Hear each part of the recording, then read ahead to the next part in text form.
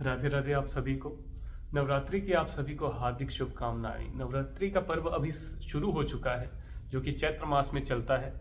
तो अभी आगे से आगे के 9 दिन हम दुर्गा सप्तशती के सारे अध्यायों का अध्ययन करेंगे और आप सभी के साथ वो वीडियो साझा की जाएंगी। मैं कोशिश करूंगा कि हिंदी अनुवाद जो करूं उसकी सभी की वीडियोस आप तक पहुंचे।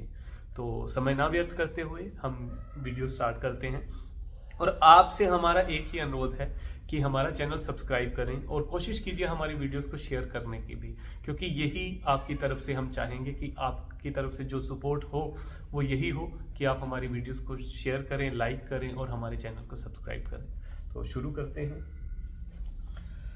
मार्कंडे जी बोले, ओम नमश्चंडिकाय। ओम एंड मार्कंडे उवाच, सावर्णिः सूर्यत्न्यो यो मनुः कथयत्येष्टं निशामयः तदुत्पत्तिं विस्तराद गदतो मम। मार्कंडे जी बोले, सूर्य के पुत्र सावर्णी जो 8वें मनु कहे जाते हैं, उनकी उत्पत्ति की कथा विस्तार पूर्वक कहता हूं, सुनो। सूर्य कुमार महाभाग सवर्णी भागवती महामाया के अनुग्रह से जिस प्रकार मनवंतर के स्वामी हुए, वही प्रसंग सुनाता हूं। पूर्व काल की बात है। स्वरोचित मनवंतर सुरथ नाम के एक राजा थे, जो चैत्र वंश में उत्पन्न हुए थे। उनका समस्त भूमंडल पर अधिकार था। वे प्रजा का अपने ओर से पुत्रों की भांति धर्म पूर्वक पालन करते थे। तो भी उस समय कोलाभिध्वंसी नाम के क्षत्रिय उनके शत्रु हो गए। राजा सुरथ दंड नीति बड़ी प्रबल थी। राजा सुरथ की दंड नीति बहुत ही प्रबल थी। उनका शत्रुओं के साथ संग्राम हुआ। यद्यपि कोलाभिध्वंसी संख्या में कम थे, तो भी राजा सुरथ युद्ध में उनसे परास्त हो गए। तब वे युद्ध भूमि से अपने नगर को लौट आए और केवल अपने देश के राजा होकर रहने लगे। किंतु वहां भी उन प्रबल शत्रुओं ने उस समय महाभाग राजा सुरथ पर आक्रमण कर दिया। राजा का बल क्षीण हो चला था, इसीलिए उनके दुष्ट बलवान एवं दुरात्मा मंत्रियों ने वहां उनकी राजधानी में भी राजकीय सेना और खजानों को हथिया लिया। सुरथ का प्रभुत्व नष्ट हो चुका था, इसीलिए वे शिकार खेलने के बहाने घोड़े पर सवार हो वहां से अकेले ही एक घने जंगल में चले गए। वहां उन्होंने विप्रवर मेधा मुनि का आश्रम देखा, जहां कितने ही हिंसक जीव परम शांत भाव से रहते थे। मुनि के बहुत से शिष्य उस वन की शोभा बढ़ा रहे थे। वहां जाने पर मुनि ने उनका सत्कार किया और वे उन मुनि श्रेष्ठ के आश्रम पर इधर उधर विचरते हुए कुछ काल तक रहे। फिर ममता से आकृष्टित होकर वहां इस प्रकार चिंता करने लगे, पूर्व काल में मेरे पूर्वजों जिनका पालन किया था, वही नगर आज मुझसे रहित है। पता नहीं मेरे दुराचारी भृतगण उसकी धर्म पूर्वक रक्षा करते हैं या नहीं। जो सदा मद की वर्षा करने वाला और शूरवीर था, वह मेरा प्रधान हाथी और शत्रुओं के अधीन होकर ना जाने किन भोगों को भोगता होगा। जो लोग मेरी कृपा धन और भोजन पाने से सदा मेरे पीछे पीछे चलते थे, वे निश्चित ही अब दूसरे राजाओं का अनुसरण करते होंगे। उन अपव्ययी लोगों के द्वारा सदा खर्च होते रहने के कारण अत्यंत कष्ट में जमा किया हुआ मेरा बस खजाना खाली हो जाएगा। ये तथा और भी कई बातें राजा सुरथ निरंतर सोचते रहते थे। एक दिन उन्होंने वहां विप्रवर मेधा के आश्रम के निकट एक वैश्य को देखा और उससे पूछा, भाई तुम कौन हो? यहां तुम्हारे आने का क्या कारण है? तुम क्यों शोकग्रस्त और अनमने से दिखाई दे रहे हो? राजा सुरथ का यह प्रेम पूर्वक कहा हुआ वचन सुनकर वैश्य ने विनती भाव से उन्हें प्रणाम करके कहा। वैश्य बोला, समाधिर्नाम वैश्योऽहमुत्पन्नो धनिनां कुले पुत्रदारेन्द्रियस्तश्च धनलोभाद् साधुभिः विहीनश्च धनैर्धारे पुत्रैरादाय मेधा धनम्। राजन, मैं धनियों के कुल में उत्पन्न हुआ वैश्य हूं। मेरा नाम समाधि है। मेरे दुष्ट स्त्री पुत्रों ने धन के लोभ से मुझे घर से बाहर निकाल दिया। मैं इस समय धन, स्त्री और पुत्रों से वंचित हूं। मेरे विश्वसनीय बंधुओं ने मेरा ही धन लेकर मुझे दूर कर दिया। इसीलिए दुखी होकर मैं वन में चला आया हूं। यहाँ रहकर मैं इस बात को नहीं जानता कि मेरे पुत्रों की, स्त्रियों की और स्वजनों की कुशल है या नहीं। इस समय घर में वे कुशल से रहते हैं और अथवा इन्हें कोई कष्ट है। वे मेरे पुत्र कैसे हैं? क्या वे सदाचारी हैं अथवा दुराचारी हो गए हैं? राजा ने पूछा, जिन लोभी स्त्री पुरुष आदि धन के कारण तुम्हें घर से निकाल दिया, उन्हें प्रति तुम्हारे चित्त में इतना स्नेह बंधन क्यों है? वैश्य बोला, एव में तद्यथा प्राह भवानस्मदं मदतं वचः किं करोमि न बध्यनाति मम निष्ठुरतां मनः। यह सत्यरज्य पितृस्नेहं धनलुब्ध धैर्यनिराकृतः। आप मेरे विषय में जैसा बात करते हैं वह सब ठीक है, किंतु क्या करूं? मेरा मन निष्ठुर नहीं धारण करता।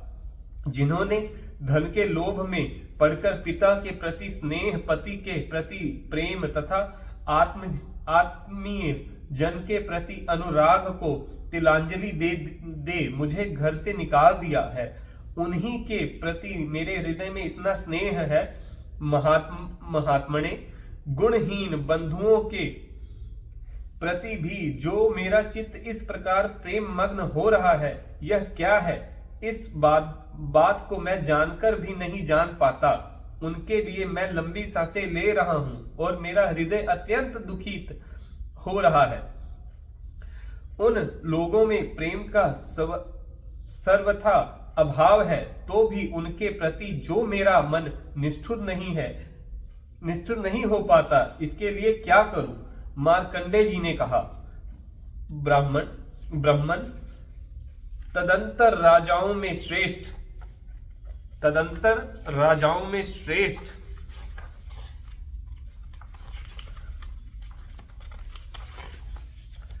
सुरथ और वह समाधि नामक वैश्य दोनों साथ साथ मेधा मुनि की सेवा में उपस्थित हुए और उनके साथ यथा योग्य न्यायानुकूल विनय पूर्वक बर्ताव करके बैठे। तत्पश्चात वैश्य और राजा ने कुछ वार्तालाप आरंभ किया। राजा ने कहा, भगवान, मैं आपसे एक बात पूछना चाहता हूं, उसे बताइए। मेरा चित्त अपने अधीन ना होने के कारण वह बात मेरे मन को बहुत दुख देती है। जो राज्य मेरे हाथ से चला गया है, उसमें और उसके संपूर्ण अंगों में मेरा ममता बनी हुई है। मुनि श्रेष्ठ, यह जानते हुए भी कि वह अब मेरा नहीं है, अज्ञानी की भांति मुझे उसके लिए दुख होता है।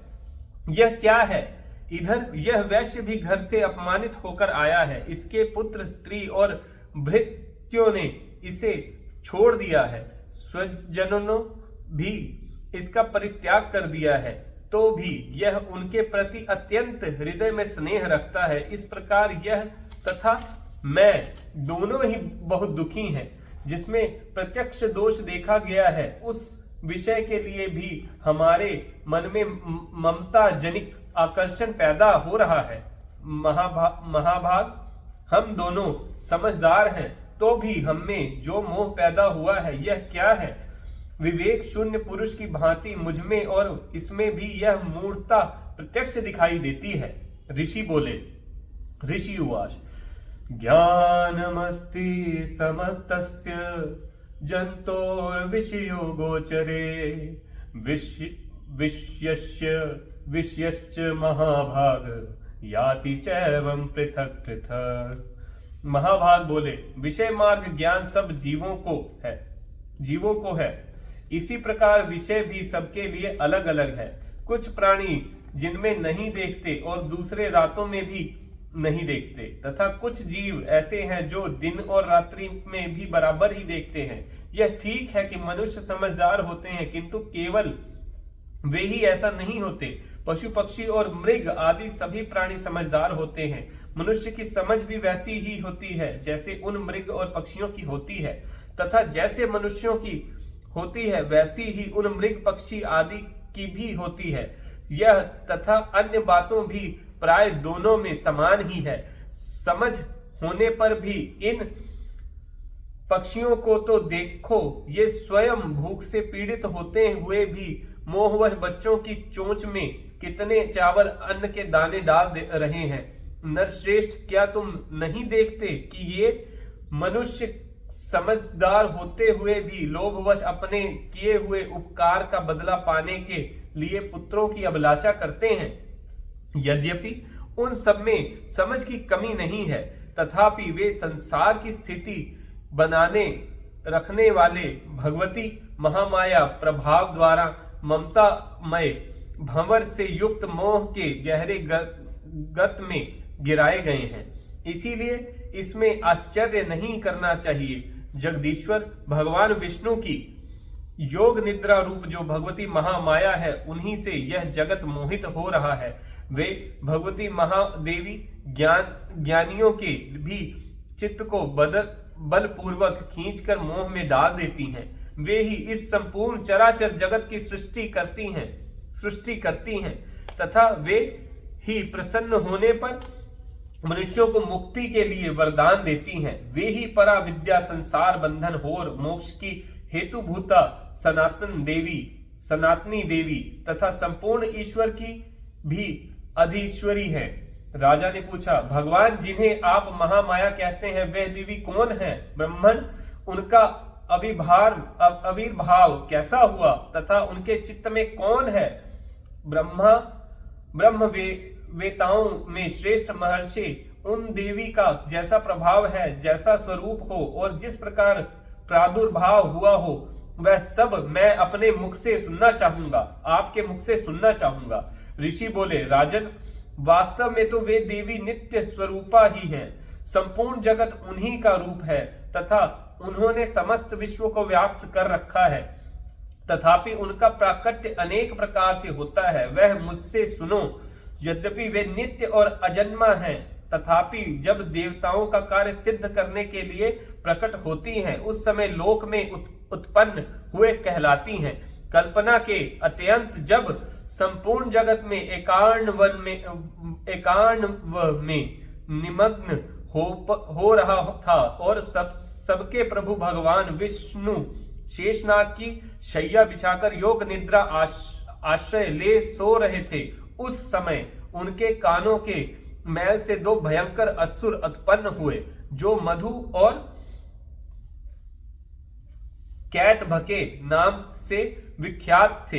वे दोनों ब्रह्मा जी का वध करने को तैयार हो गए। भगवान विष्णु के नाभि कमल में विराजमान प्रजापति ब्रह्मा जी ने जब उन दोनों को भयानक असुरों को अपने पास आया और भगवान को सोया हुआ देखा, तब एकाग्रचित्त होकर उन्होंने भगवान विष्णु के जगाने के लिए उनके नेत्रों में निवास करने वाली योग निद्रा का स्तंभ आरंभ किया, जो इस विषय की अधीश्वरी, जगत को धारण करने वाली, संसार पालन और संहार करने वाली तथा तेज स्वरूपी भगवान विष्णु की अनुपम शक्ति है।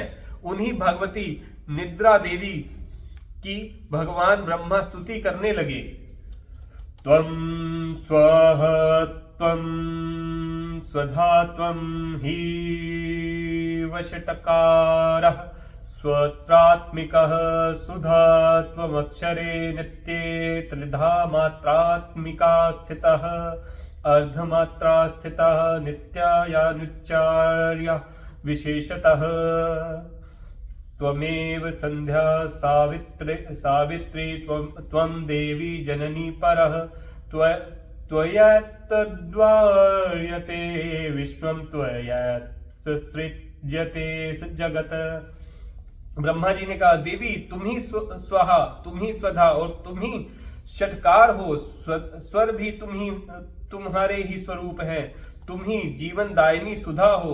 नित्य अक्षर प्रणव में अकार उकार मकार इन तीन मात्राओं के रूप में तुम ही स्थित हो तथा इन तीन मात्राओं के अतिरिक्त जो बिंदु रूपी नित्या अर्ध मात्रा और है जिसका विश्व रूप से उच्चारण नहीं किया जा सकता, वह भी तुम ही हो। देवी तुम ही संध्या सावित्री तथा परम जननी हो। देवी तुम ही इस विश्व ब्रह्मांड को धारण करती हो। तुमसे ही इस जगत की सृष्टि होती है। तुम ही से इसका पालन होता है और सदा तुम ही कल्प में अत्यंत सबको अपना ग्रास बना लेती हो। जगन्मयी देवी, इस जगत की उत्पत्ति के समय तुम सृष्टि रूपा हो, पालन काल में स्थिति रूपा हो तथा कल्पांतर के समय संहार रूप धारण करने वाली हो। तुम ही महाविद्या, महामाया, महामेधा, महास्मृति, महामोह रूपा, महादेवी और महासुरी हो। तुम ही तीनों गुणों उत्पन्न करने वाली सबकी प्रकृति हो। भयंकर काल रात्रि, महारात्रि और मोह रात्रि भी तुम ही हो। तुम ही श्री, तुम ही ईश्वरी, तुम ही ह्रीं और तुम ही बोध स्वरूपी बुद्धि हो। लज्जा, पुष्टि, तुष्टि, शांति और क्षमा भी तुम ही हो।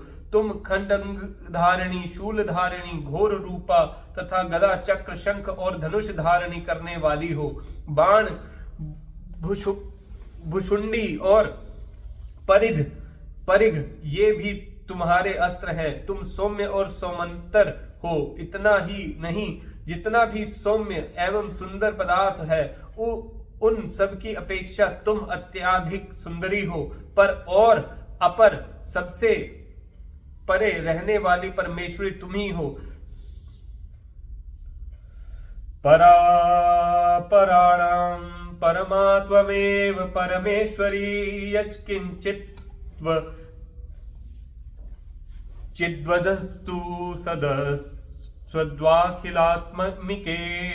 तस्य सर्वस्य या शक्ति सा त्वं किं स्तूयसे तदः यया त्वया जगत्सृष्टा जगत्पात्यतीत्यो जगते।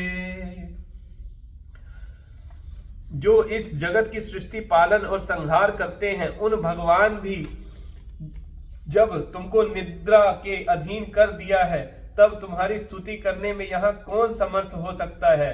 मुझको, भगवान शंकर को तथा भगवान विष्णु को भी तुमने ही शरीर धारण कराया है। अब तुम्हारी स्तुति करने की शक्ति किसमें है। देवी तुम तो अपनी इन उदार प्रभावों से ही प्रशंसित हो। ये जो दोनों दुर्धर्ष असुर मधु और कैटभ है, इनको मोह में डाल दो और जगदीश्वर भगवान विष्णु को शीघ्र ही जगा दो। साथ ही इनके भीतर इन दोनों महान असुरों को मार डालने की बुद्धि उत्पन्न कर दो। ऋषि कहते हैं, राजन, जब ब्रह्मा जी ने वहां मधु और कैटभ को मारने के उद्देश्य से भगवान विष्णु को जगाने के लिए तमोगुण की अधिष्ठात्री देवी योग निद्रा की इस प्रकार स्तुति की, तब वे भगवान के नेत्र, मुख, नासिका, बाहु, हृदय और वक्ष स्थल से निकलकर अव्यक्त जन्मा ब्रह्मा जी की सृष्टि में समक्ष खड़ी हो गई। योग निद्रा से मुक्त होने पर जगत के स्वामी भगवान जनार्दन